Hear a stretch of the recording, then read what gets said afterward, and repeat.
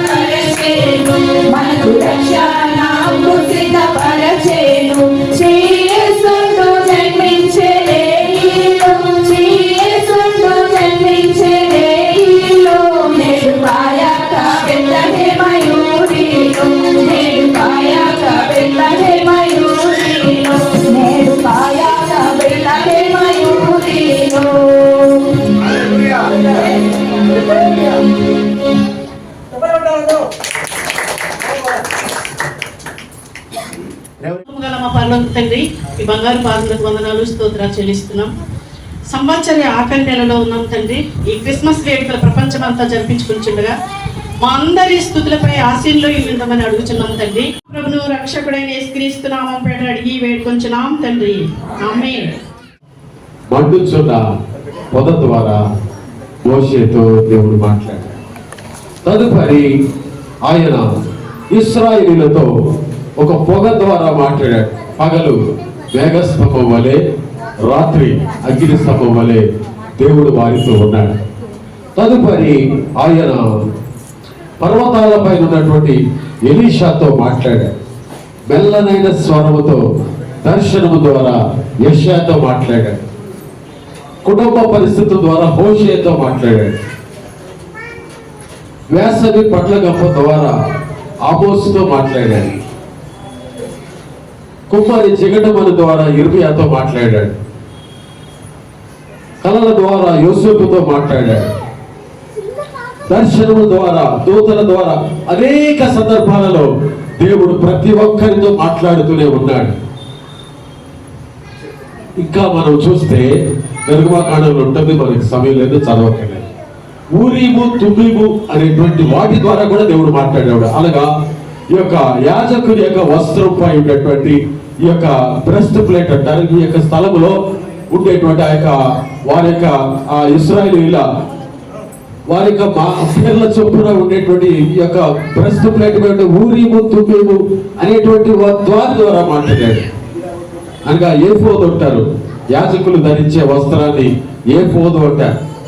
ఏఫోదు న్యాయ విధాన పథకం అని ఉంటుంది నిర్గమకాండంలో. కాబట్టి ఇశ్రాయేలీయుల గోత్రాలు చొప్పున ఈ యొక్క ఆ న్యాయ విధాన పథకంలో ఉండే ఊరీము తుమ్మీము ద్వారా కూడా దేవుడు మాట్లాడేవాడు. ఎలా అంటే ఈనాడు మనం టాస్ వేస్తాం కదండి, ఎస్ ఆర్ నో అని చెప్పడానికి టాస్ వేస్తారు. అలాగే ఇశ్రాయేల్ ప్రజలు ఏదైనా యుద్ధానికి వెళ్ళాలంటే, ఏదైనా దేవుడి యొక్క కార్యాలు చేయాలంటే దేవుడి యొక్క ఆజ్ఞను తెలుసుకోవడానికి టాస్ వేసేవారు, ఊరీము తుమ్మీము అనేటువంటి ద్వారా. అలా కూడా దేవుడు మాట్లాడాడు. చివరికి గురుతుల ద్వారా మాట్లాడాడు. గురుతుల ద్వారా, ప్రకృతి ద్వారా మాట్లాడాడు. అనేక రకాలుగా దేవుడు మాట్లాడాడు. కానీ మీకా కూడా ప్రవచించాడు. 500 సంవత్సరాలు, క్రీస్తు పూర్వం 500 సంవత్సరాలకు ముందు మీకా ప్రవక్త ప్రవచించాడు. కానీ క్రీస్తు పూర్వం 400 సంవత్సరాలుగా దేవుడు ఎవరితో మాట్లాడలేదు. దేవుడు మౌని అయిపోయింది. మౌన కాలం అంటారు, మౌన కాలం. దేవుడు మాట్లాడడం మానేశాడు. ఎవరితో మాట్లాడటం లేదు. 400 సంవత్సరాలు అయితే దేవుడు తన రూపము చొప్పున సృజించిన మానవుడిని అలా విడిచిపెడతాడా? అలా విడిచిపెట్టాడు కదా. తన స్వరూపంలో నిర్మించిన మానవుడి ఎలాగోలా మీరు పోటీ అని వదిలిపెట్టాడు దేవుడు.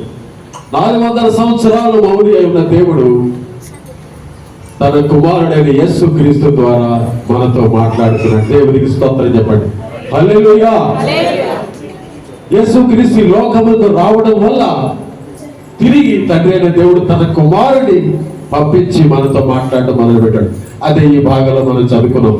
పూర్వకాలమందు నానా సమయములోను నానా విధములుగా ప్రవక్తల ద్వారా మన పితరులతో మాట్లాడిన దేవుడు ఈ దినములంతా ముందు కుమారుని ద్వారా మనతో మాట్లాడేను, మనతో మాట్లాడుతూనే ఉన్నాడు. ఆ దినము నుండి ఈ దినం వరకు మరి ఈ యొక్క 2025 సంవత్సరాల పూర్వము యేసు క్రీస్తు వారి ఈ లోకంలో జన్మించడం ద్వారా తండ్రి అయిన దేవుడు తన కుమారుడు పంపించి తిరిగి మనతో మాట్లాడడం మొదలు పెట్టాడు. తండ్రి తన కుమారుని లోకానికి ఎందుకు పంపించాడో మనకు బాగా తెలుసు. మనము నశించిపోయిన వారము, తండ్రితో సంబంధాన్ని కోల్పోయిన మనలను తిరిగి సంబంధాన్ని పునరుద్ధరించడానికి తన కుమారుడైన యేసు క్రీస్తు ప్రభువాన్ని ఈ లోకంలో పంపించాడు. అది క్రిస్మస్ పండుగ. అందుకే అంటాము శాశ్వతుడైన దేవుడు అశాశ్వతులైన మనందరి మానవులను కలుసుకోవడమే క్రిస్మస్ పండుగ. ఈ క్రిస్మస్ పండుగ పర్వదినాన్ని మనమందరూ కూడా యేసు తండ్రి అయిన దేవుడు క్రీస్తు ద్వారా మనతో మాట్లాడాడు. యోహాను సువార్త 1వ అధ్యాయం ఒక మాట చదువుకున్నాం. యోహాను సువార్త 1వ అధ్యాయం చదువు. వాది యందు వాక్యముండెను, వాక్యము దేవుని యొద్ద ఉండేను, వాక్యము దేవుడై ఉండేను. ఆయన ఆదియందు దేవుని యొద్ద ఉండెను. ఆ, సమస్తమును ఆయన మూలంగా కలిగెను. ఆ. కలిగిన దేనియు ఆయన లేకుండా కలగలేదు. కలగలేదు. ఆయనలో జీవం ఉండెను. ఆయనలో జీవము ఉండేను, ఆ జీవము మనుషులకు వెలుగై ఉండెను. ఆ జీవము మనుషులకు వెలుగై ఉండేను. చాలు. ఆ వాక్యము అదే 14వ వచనంలో వచ్చేసరికల్లా ఆ వాక్యము శరీరధారి అయి శరీరధారి అయి కృపా సత్య కృపా సత్య సంపూర్ణుడుగా మన మధ్య నివసించెను. ఎక్కడండి? మన మధ్యలో నివసించాడు. దేవునికి స్తోత్రం చెప్పండి. హల్లెలూయా. దేవుడు ఎవరు కూడా ప్రత్యక్షంగా చూడలేరు, చూచిన వారు బ్రతకలేరు. మోషే నీ ప్రత్యక్షతను చూపించంటాడు. కనీసం నిన్ను చూడాలని కోరుకోవట్లేదు, కానీ నీ ప్రత్యక్షత కనపరచు అన్నాడు. అంటే ఏమన్నాడు దేవుడు? ఏమన్నాడు? నువ్వు పంట సందున దాక్కో, నేను అలా వెళ్ళిపోతాను, నా ప్రత్యక్షత చూడగలవు అన్నాడు. కాబట్టి దేవుడిని చూచిన వారు ఎవరు బ్రతకలేదు. కానీ ఎలాగా మనం దేవుడిని చూడాలి, మనం దేవుడిని కనుగోవాలి. ఒకసారి యేసుప్రభు వారిని శిష్యుడు ఫిలిప్పు ఒక మాట అడుగుతాడు, అయ్యా మీ తండ్రిని మాకు చూపించవా అన్నాడు. ఒక గొప్ప ప్రశ్న, చాలా వ్యాలిడ్ క్వశ్చన్. యేసు ప్రభు అని అడుగుతున్న ప్రశ్న, మీ తండ్రిని మాకు చూపించు. ఇది గొప్ప ప్రశ్న. కానీ యేసు ప్రభు అని అంటాడు, నన్ను చూచిన వారు తండ్రిని చూచినట్లే. తండ్రి నేను ఒకటే, తండ్రి నేను ఒకటే, నన్ను చూచిన వారు తండ్రిని చూచినట్లు. కాబట్టి తండ్రి అయిన దేవుడు తన కుమారుడు మన మధ్యలో పంపి మనతో నివసింపజేయడం ద్వారా మనతో మాట్లాడుతూనే ఉన్నాడు. దేవునికి స్తోత్రం. హల్లెలూయా. ఎందుకు అసలు ఆయన ఈ లోకానికి రావాల్సి వస్తుంది? మనమందరం కూడా మార్చబడాలి. ఒకవేళ ఆయన రాకుండా ఉంటే, ఈ క్రిస్మస్ సంభవించకపోతే మనమందరం నశించిపోయే వాళ్ళము. మనకు పాప క్షమాపణ లేదు. గలతీయులకు రాసిన పత్రిక చదవక్కర్లేదు, సమయం లేదు. మనమందరం కూడా ధర్మశాస్త్రం కింద ఉన్నాం. వీఆర్ అండర్ లా, మొజాయిక్ లా అంటారు. మోషే ధర్మశాస్త్రం కింద మనం అందరం ఉన్నాం. ధర్మశాస్త్రం ఏం చెప్తుందంటే, నీవు నేను పాపివని చెప్తుంది. పాపివి. ధర్మశాస్త్రం బోధించేది పాపాల మీద ఎత్తి చూపిస్తూ ఉంటుంది. అందుకే ప్రతి సంవత్సరము అనేక బలులు ఉన్నాయి. ఆ బలులను అర్పించడం ద్వారా దేవుడితో మనం సమాధానం పడేవాళ్ళము, మన పాపాలు క్షమించమని అడిగేవాళ్ళం. ధర్మశాస్త్రం చెప్తుంది నువ్వు పాపివి. కానీ మోరల్లా ధర్మశాస్త్రం ఎవరికంటే, ధర్మశాస్త్రం యూదులకు, ఆయన బిడ్డల కొరకు ఇచ్చాడు. కానీ మిగతా వారు అజజనాంగంకి ఏం కావాలంటే మోరల్లా అన్నారు. దాన్ని నైతిక సూత్రాలు, అదేంటంటే పదాజ్ఞలు ఇచ్చాడు దేవుడు. వాటి ద్వారా మనం నేర్చుకున్నది ఏంటంటే, అవి ఎప్పటికీ కూడా నువ్వు పాపివేగానే ఉంటావు, కానీ నువ్వు పరిశుద్ధుడిగా ఉండవు అన్నట్టే. కానీ యేసు ప్రభువు ఈ లోకానికి రావడం వల్ల పాపిని పరిశుద్ధుడిగా చేశాడు. అంటే చప్పుడు కూడా దేవుడికి స్తోత్రం చెప్పాలి. ఇక మనం ఎంత మాత్రం పాపివి కాదంటాడు. నువ్వు పాపివి కాదు, నీ పాపాలు నేను జ్ఞాపకం చేసుకొని అంటున్నాడు. ఒకవేళ మనుషులు ఏదైనా చిన్న తప్పు చేస్తే మనం మళ్ళా తిరిగి అదే జ్ఞాపకం చేసుకుంటాం. నువ్వు ఫలానా తప్పు చేశావు అని మనం గుర్తు చేసుకుంటాం. ఆ వ్యక్తికి అనిపించినప్పుడల్లా కూడా ఇతడు నా పట్ల అన్యాయం చేశాడు అని మనం ఎప్పుడు జ్ఞాపకం చేసుకుంటాం. కానీ దేవుని యొక్క నేచర్ అది కాదు. దేవుడు ఏమంటాడు తెలుసా? నీ అతిక్రమములను తూర్పుకు పడమర ఎంత దూరమో నీ అతిక్రమం నేను అంత దూరం చేశానంటాడు. అంతేకాదు నీ పాపాలను నేను వెనక వైపు వేశాను, మళ్ళీ వెనక్కి చూడను. అంతేకాదు అగాధ జలములో పడేశాను, వాటిని ఎప్పటికీ కూడా నేను చూడను అంటాడు. అంత గొప్ప దేవుడు. అందుకే పాపాలను క్షమించడానికి, మనం నరకములో ఉండవలసిన వారిని మనం విడిపించడానికి యేసు ప్రభువు ఈ లోకానికి రావాల్సిన అవసరం ఏర్పడింది. కాబట్టి దూతలు మొదటిగా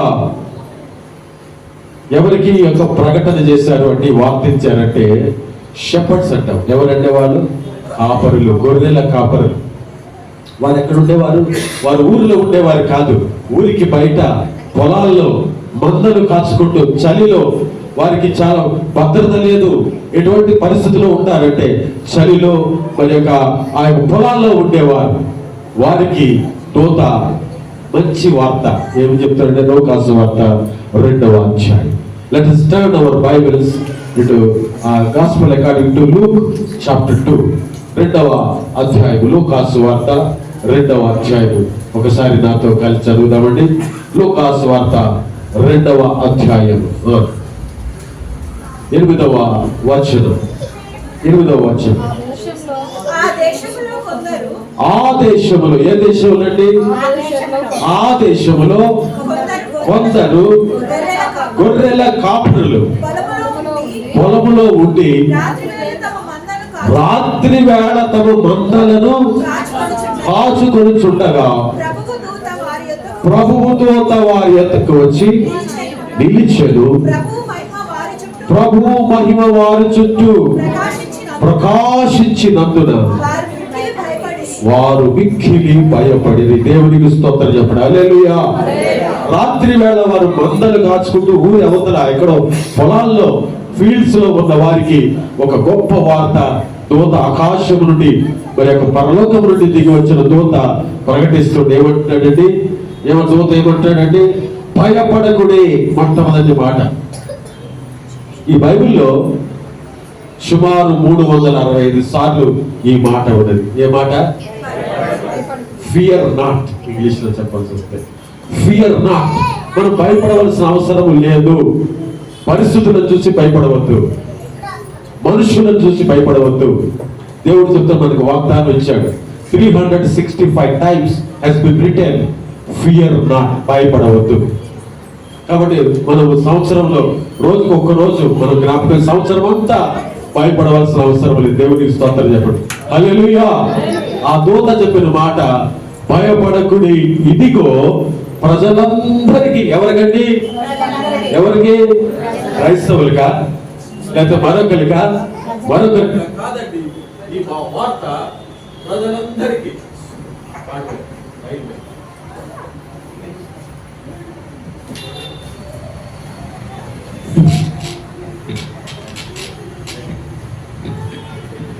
ప్రజలందరికీ, ఒక వర్గం వారికి కాదు, ఒక కులం వారికి కాదు, ఒక మతం వారికి కాదు, లేకపోతే ఒక భాష వారికి కాదు, తెల్లవారికి కాదు, నల్లవారికి కాదు.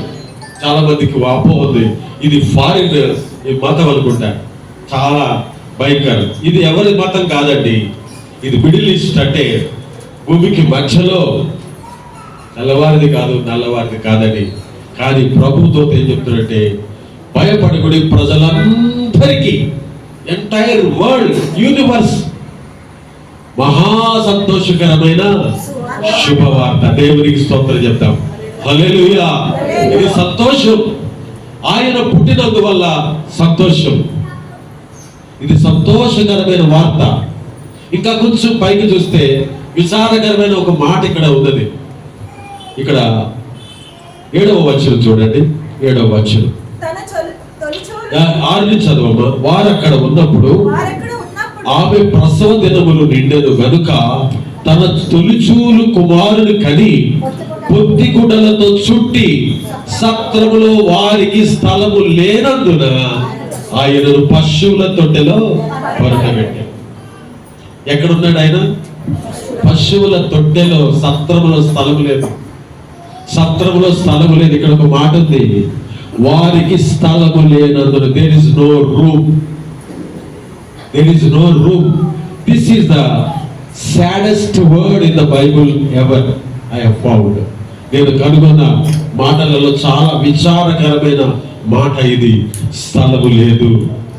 యేసయ్య ఈ లోకములో జన్మించడానికి సరైన స్థలము లేదు. ఆయన స్థలాన్ని కోరుకోలేదు. ఒకవేళ ఆయన ఈ లోకంలో జన్మించాలంటే రాజగృహంలో జన్మించవచ్చు, లేదా పెద్ద ఉన్నతమైన స్థితిలో జన్మించవచ్చు. కానీ ఆయన జన్మము ప్రత్యేకము.